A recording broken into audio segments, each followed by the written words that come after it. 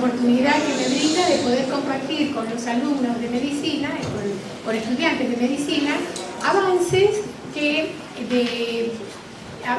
un modelo que vengo desarrollando hace muchos años, basado en las teorías de la complejidad.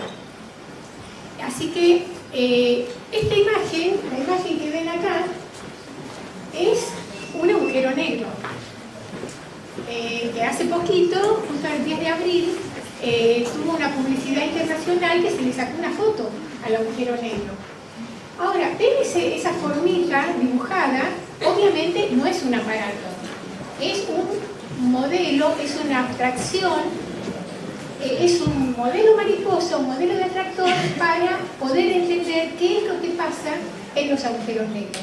O sea, son dos cosas diferentes. Una es una foto de una galaxia y otra es los modelos que se hacen, que se realizan para entender qué es lo que pasa en el cosmos.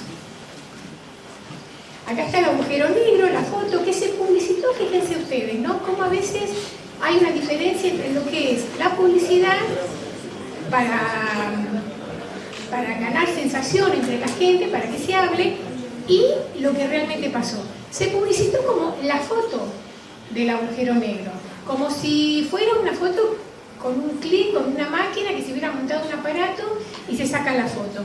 Sin embargo, la realidad es mucho más compleja y fabulosa.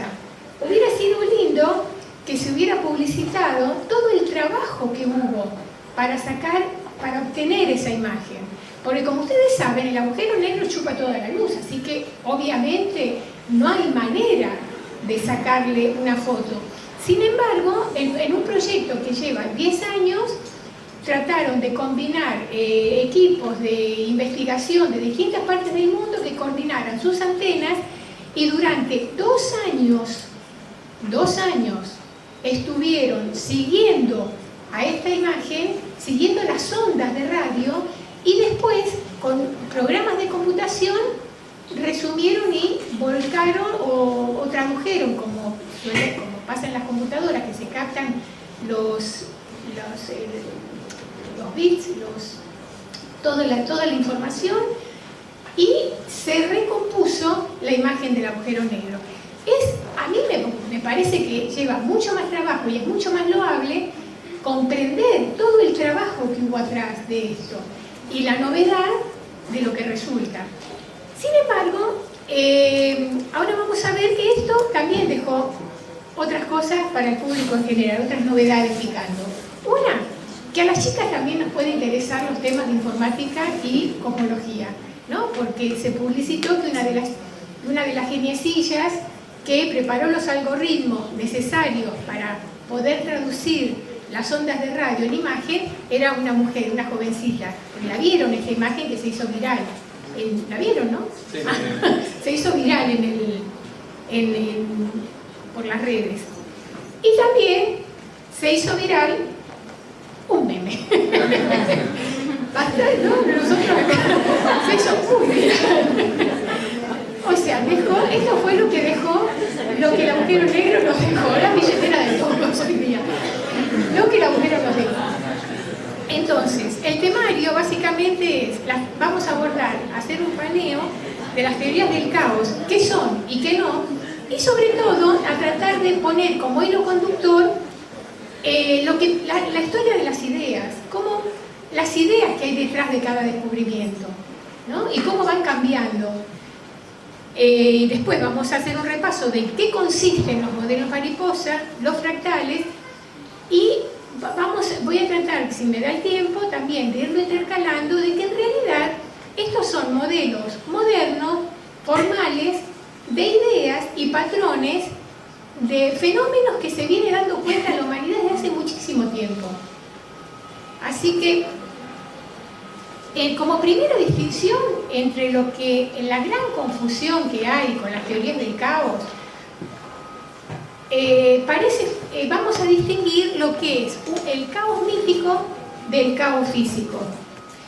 Entonces, resulta muy útil diferenciar entre lo que el término caos, esto es algo para tener muy en cuenta, el término caos significa carente de lógica y de estructura, o de algún tipo de criterio. O sea, eso es algo caótico. Entonces, la idea del caos es una idea que está en los pueblos antiguos como una época que en algún momento atravesó la humanidad, una época terrible de caos, de confusión, que una vez que se hizo la luz, ningún grupo humano quiere volver a esa era de caos. Entonces, esa es la idea. Los mitos que hablan del caos no es para quedarse cómodo en el caos, es para ver, porque tienen pánico de volver al caos. Y actualmente, que es donde se presta la confusión, algunos filósofos remiten a la idea del caos como que bueno, hay que acostumbrarse a las incertidumbres de la vida y demás. Eso es una especulación filosófica válida, pero no debería confundirse con las teorías físicas del caos, con las teorías matemáticas del caos, que son en las que nos vamos a concentrar, ¿no? El caos físico consiste es una teoría matemática cuyos principios fueron presentados en 1975 por Lee y George. Ahora vamos a ver la historia que hay detrás de eso, para dar cuenta de ciertas trayectorias celestes, que también es unas trayectorias erráticas que se vienen analizando desde el siglo XIX. Y el punto que ya desde el momento de entrada quisiera que registraran como que si algo se tuviera que llevar de esta conferencia es que las teorías del caos, las teorías físicas del caos, procuran desentrañar mediante estructuras lógico-matemáticas. Recuerdan que el término caos quería decir falta de estructura, y acá las teorías del caos buscan establecer estructuras. Estructuras lógico-matemáticas para dar cuenta de la emergencia de la materia y la vida en el universo. O sea, también habrán oído hablar del Big Bang, que fue una teoría muy conocida. Bueno, las teorías físicas del caos se preocupan de qué es lo que pasó para que surgiera la vida y el orden a partir del Big Bang. No es tanto regodearse en qué lindo era cuando estábamos en el caos, no pasa por ahí. Entonces, una vez que distinguimos lo que es el caos físico y el caos mítico, vamos a ver qué queremos decir cuando hablamos de sistemas y sistémico. ¿A qué nos referimos? Y acá también tenemos que hacer una distinción entre sistemas reales, porque a veces hay una confusión.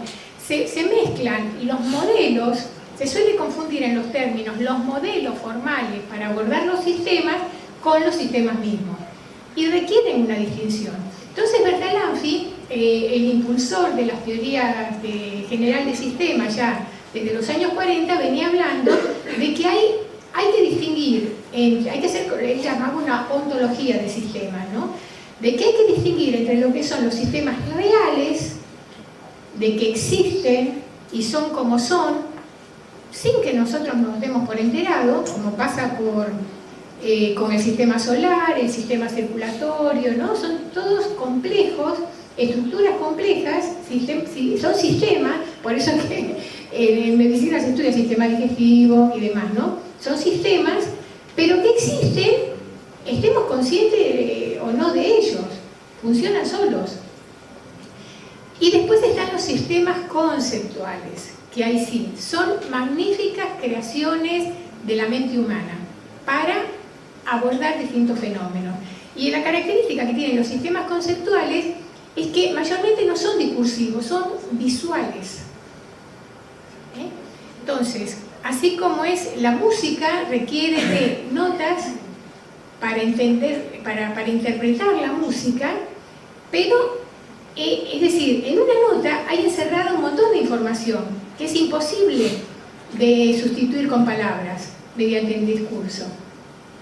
Y lo mismo pasa con el álgebra y con tantos otros sistemas conceptuales que son maravillosas creaciones del intelecto humano.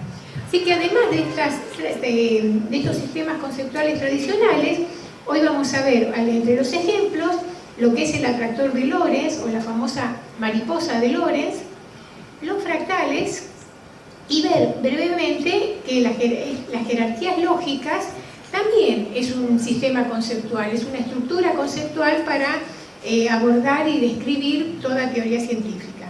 Entonces, para entender cómo el caos, cómo las teorías del caos iniciaron con movimientos planetarios, tenemos que acordarnos que durante muchísimo tiempo, inclusive con Newton, la idea quedó como cimentada, la idea de un universo ordenado, predecible, perfecto.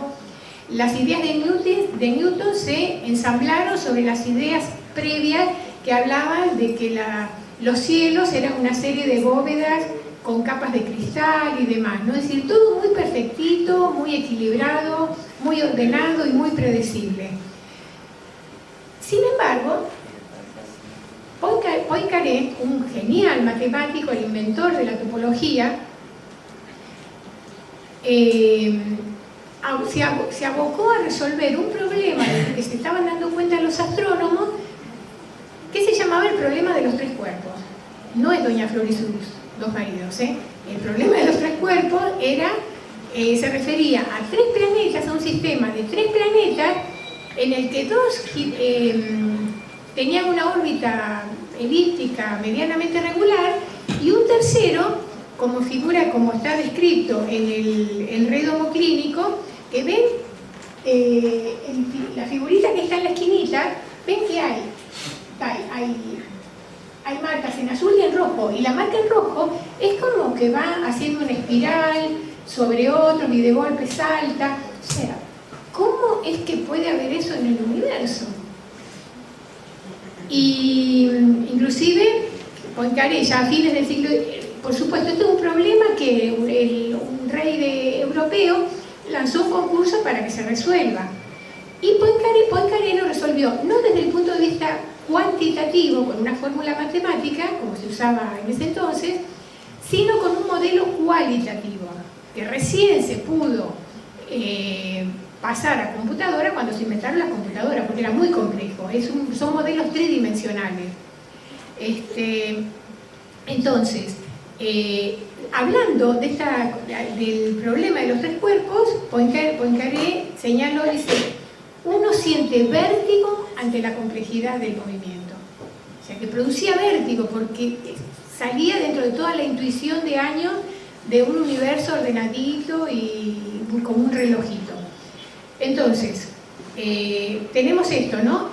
Que trabajó el problema de las órbitas caóticas y que ya en 1908 escribió en su libro: pequeñas diferencias en las condiciones iniciales pueden generar enormes diferencias en el fenómeno final. Tengan en cuenta que esto lo dijo Poincaré a fines del siglo XIX.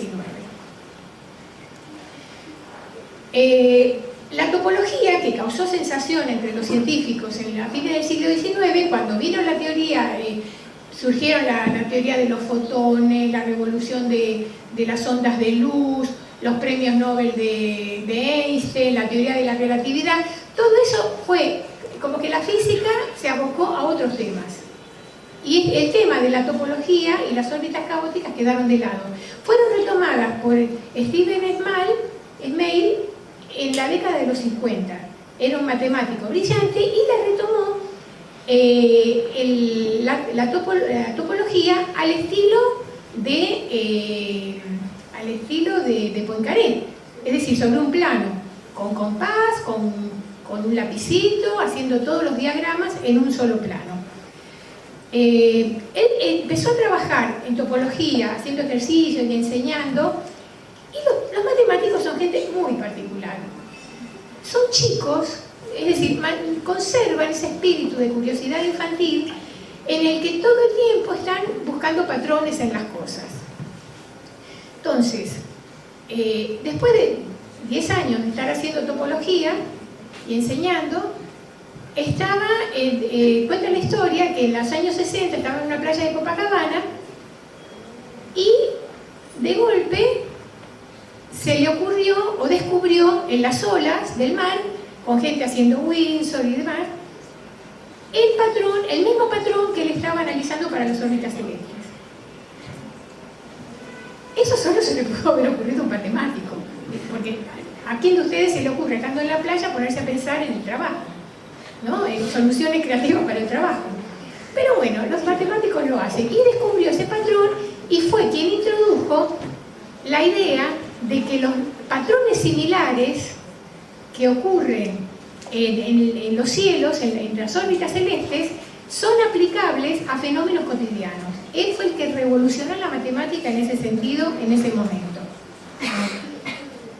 Acá es una idea de cuál es la diferencia, es lo que pasa en la mente de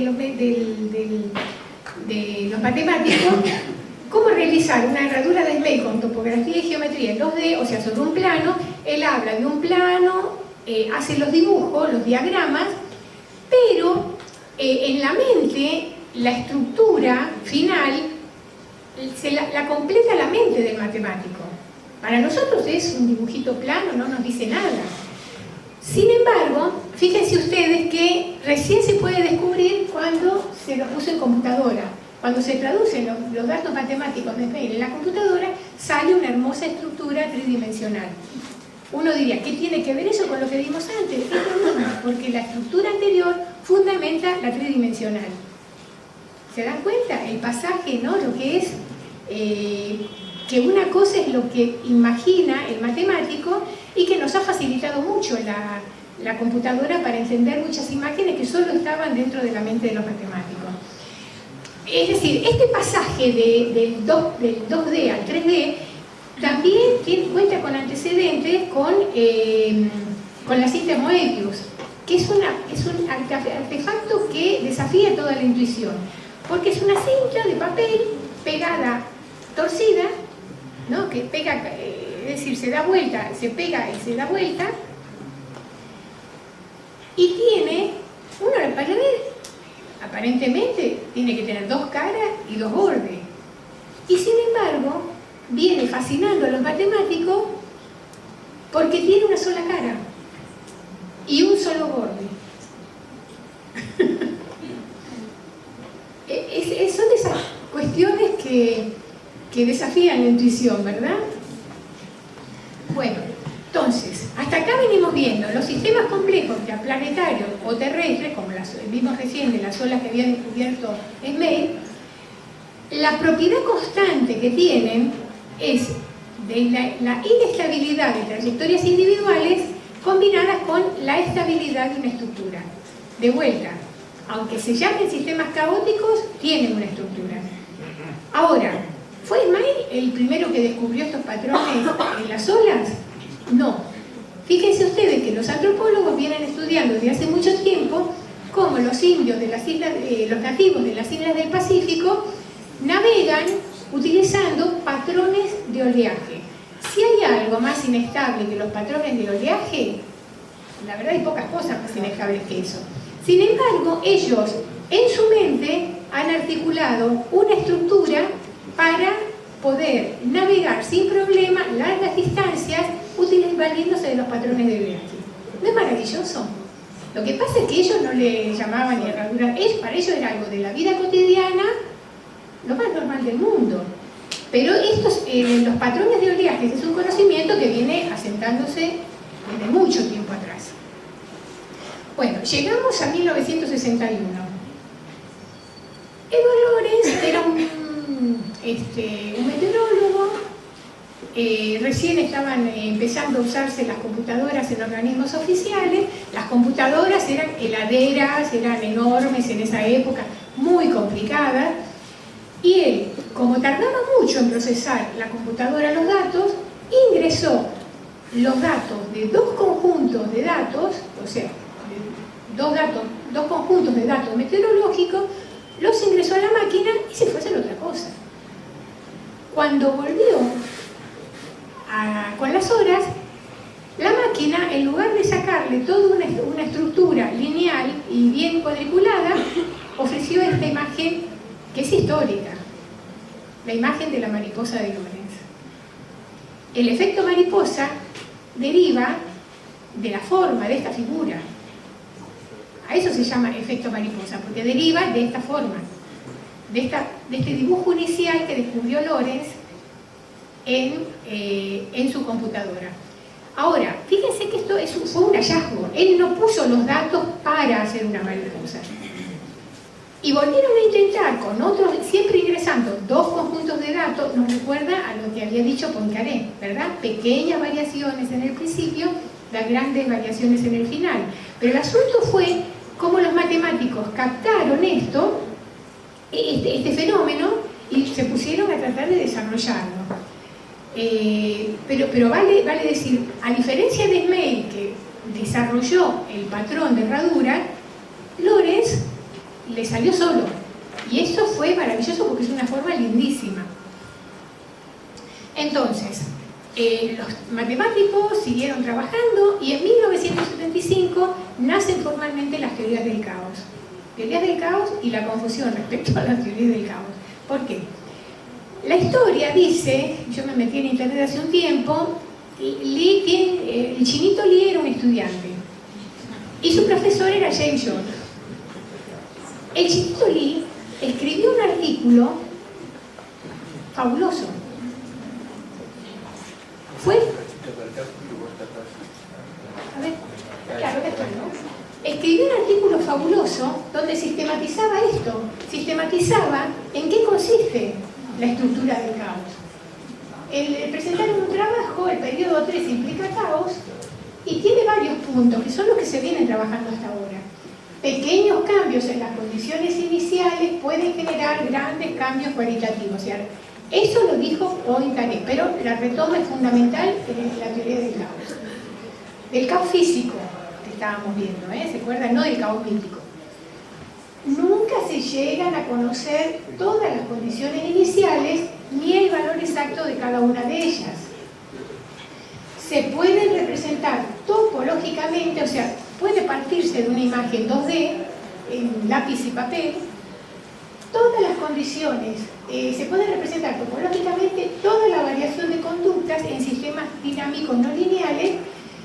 Y otro punto importante que tiene que ver con la cuenca de atracción, que es el nudo del sistema mariposa, las trayectorias no previstas se mantienen dentro de ciertos límites en el espacio tridimensional. El efecto mariposa es que las trayectorias que se podrían ir como una... Hay algo que se llama espiral logarítmica, que es una espiral que el punto se va separando cada vez más del centro, y sin embargo, en la cuenca de atracción hay algo como que el planeta parece que se va, pero vuelve. Y vuelve como efecto de la cuenca de atracción que está al centro de cada ala de la mariposa. Sí, es decir, ¿está claro o es medio...? Se sigue, ¿no? Entonces, eso es lo que conduce que un sistema dinámico puede presentar una conducta impredecible, pero como se mantiene dentro de ciertas trayectorias posibles, es considerado caos determinista. De ahí el flujo del caos determinista. No determinado, pero que se puede establecer un cierto patrón, una cierta estructura. Uy, ¿qué pasó? Ah, cambié el video. Vamos a corrernos, a ponerlo acá. A ver.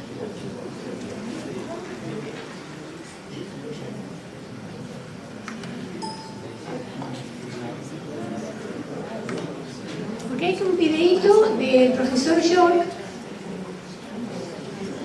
Bueno, vamos a ver. Ahí está. Este es el profesor York.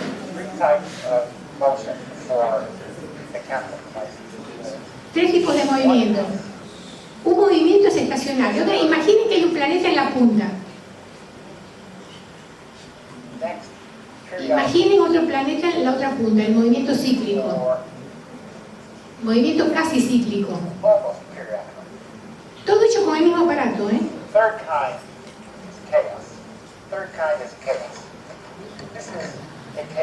¿Se dan cuenta?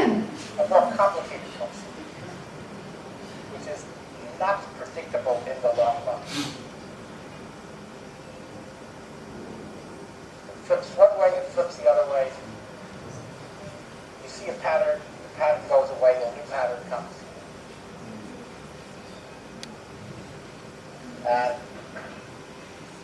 this is what our lives are like. They keep shifting and changing.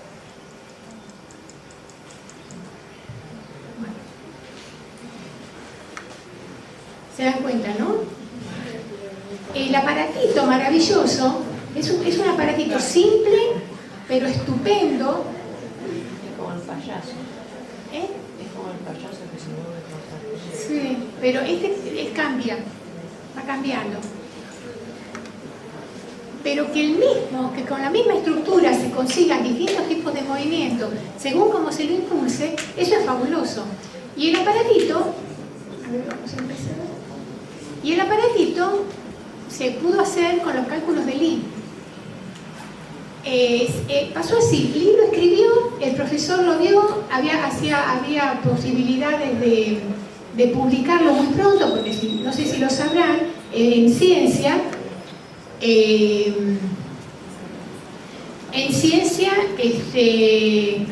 uno publica, manda algo, lo revisa, es decir, pasan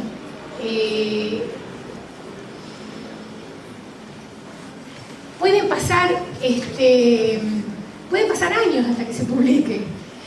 Y el profesor era algo tan candente, tan novedoso, la publicación, que para publicarlo rápidamente se incorporó él en el título para publicarlo. Pero la autoría era de Lie, por eso figura en primer lugar. Si hubiera sido el profesor, hubiera figurado el profesor en primer lugar. Lamentablemente, el que empezó a darle publicidad, el que empezó a difundirlo, fue el profesor. El alumno fue quedado, y era brillante, y quedó ahí rezagado. Y el profesor, como no había hecho, porque mire, si hay algo que delata cuando una persona no hizo el trabajo, es al momento que lo tiene que explicar. Cuando tiene que explicarlo, si no hizo él la investigación, sobre todo en ciencia, si no hizo él la investigación, se nota. Se nota porque hay lagunas, hay inseguridades, hay cuestiones que no cierran. Y ahora, entonces lo que hizo, lo que se hacía en el trabajo, era recuperar la idea del caos como estructura. El enorme hallazgo de las teorías del caos es recuperar la idea de que el caos tiene una estructura. El caos físico, el caos que encontramos en la naturaleza, tiene una estructura. Y es una idea que viene, que Lie la conocía desde este dibujo. ¿Saben a qué se refiere este dibujo, verdad? Esta imagen. Ahora, fíjense ustedes cómo a veces cómo ciertas filosofías al pasaje occidental quedan como edulcoradas. ¿Cómo es conocido este símbolo? ¿Cómo es conocido el símbolo de qué? De Xinjiang, ¿verdad? Todos lo conocemos como el símbolo del Xinjiang. Y quedó fijado porque resulta parecida la idea a la dialéctica entre opuestos que viene de la época clásica. Se enganchó con el tema discursivo de la dialéctica entre opuestos. ¿Cómo? Que la vida es entre opuestos. Y sin embargo, la filosofía china es más compleja sobre el Xinjiang. En realidad, no le dicen símbolo del Xinjiang, le llaman taijito. Y eso fue desarrollado por un filósofo chino en el año 1000, con esta figura que también es una representación, no es que haya estas bolas así de Xinjiang en el universo, es un modelo, es una representación de cómo el Xinjiang son dos fuerzas, dos estructuras que ahí guardan semejanza con los principios de termodinámica. Los dos grandes principios de termodinámica en física, que uno es el principio de conservación de la materia y el otro es el principio de entropía, que las cosas tienden al desorden, la entropía guarda muchísimas similitudes con el caos. O sea que tanto la entropía como la transformación de la materia tienen una estructura que necesitan articularse. Y el modo de articularse no es focalizando en los opuestos, porque ese es otro error tremendo del discurso occidental. Focaliza en los opuestos. Y la vida y las soluciones no surgen de los opuestos, surgen de los complementarios. Y este símbolo lo que nos muestra el yin y el yang y el tai chi. El